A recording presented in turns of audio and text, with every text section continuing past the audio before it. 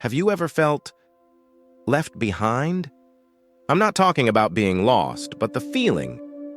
You're sitting in a crowded cafe or scrolling through your news feed and seeing thousands of statuses, stories, TikTok clips, but your heart feels strangely empty.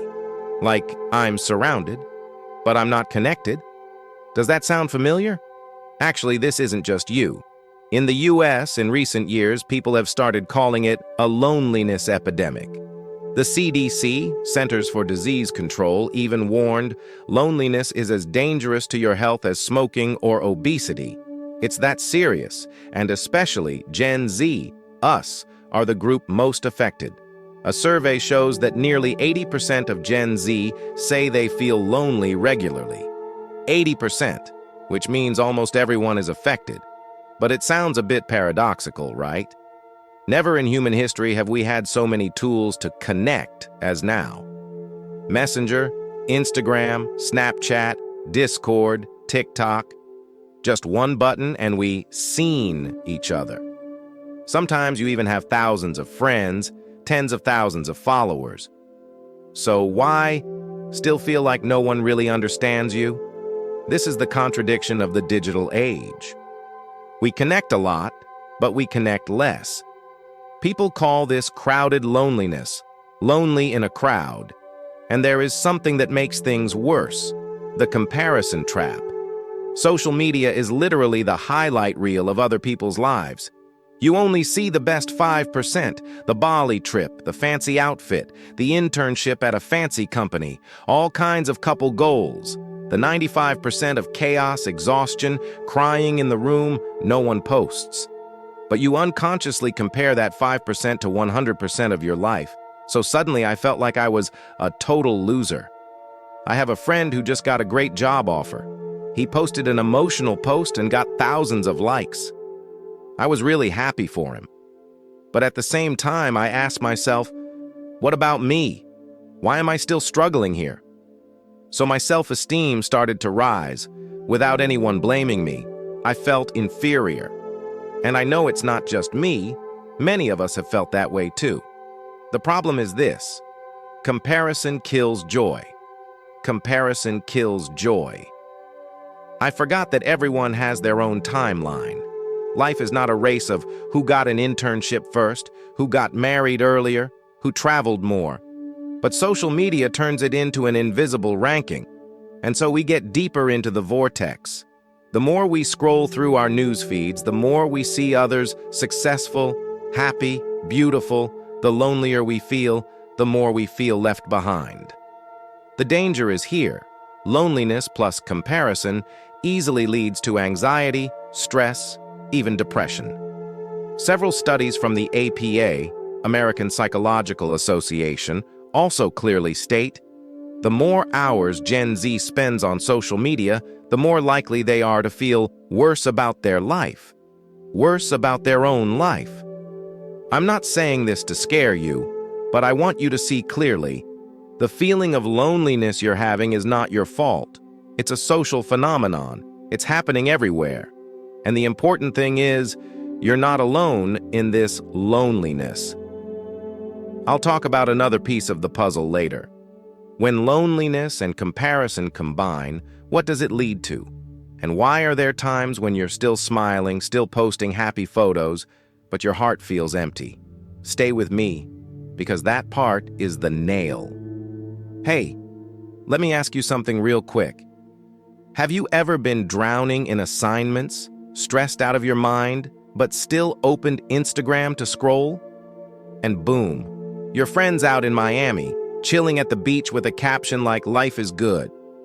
Meanwhile, you're sitting there eating ramen noodles. Relatable? Yeah. Same here. And guess what? Already tired? Scrolling just made me feel worse. Like, damn, what did I do to deserve deadlines instead of sunshine? See, that's exactly what I call borrowing emotions. Someone else is happy. You suddenly feel sad. Someone else is winning. You suddenly feel like a failure. Sounds kind of dumb, but it happens because our brains love drama. And here's another thing. Notice how we always feel like we have to be online? A message left on seen makes you spiral. Can't join a hangout with your group. Instant fear of being excluded. Sometimes just one left-on read and you're like, they must hate me. I must have done something wrong. Be honest. Has that ever happened to you? Don't lie, I know it has. It's happened to me too. That right there is FOMO, fear of missing out.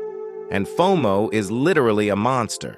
It makes you feel like you always have to be present, always reply fast, always prove you're a good friend. But the harder you try, the more drained you feel. And here's the irony. Sometimes you're surrounded by people, but you've never felt lonelier. Classic case of being alone in a crowd. Now, let's talk about toxic friendships. Oh yeah, we all know them. The friend who gets jealous instead of genuinely happy for you. The one who never likes your posts but low-key stalks everything you do. Or the friend group that demands you fit in, and if you don't, you're out. Sound familiar? Thought so. Honestly, staying in those kinds of friendships, it's like drinking a glass of water with just a few drops of poison. You won't die immediately, but keep sipping long enough and it's gonna mess you up. And here's the scary part. Most of us know it's poison, but we tell ourselves, hey, it's fine, just a little. Until one day, boom, your mental health is the price you pay. And how do you feel after all this? Burned out, smiling on the outside, posting happy stories, but inside, empty.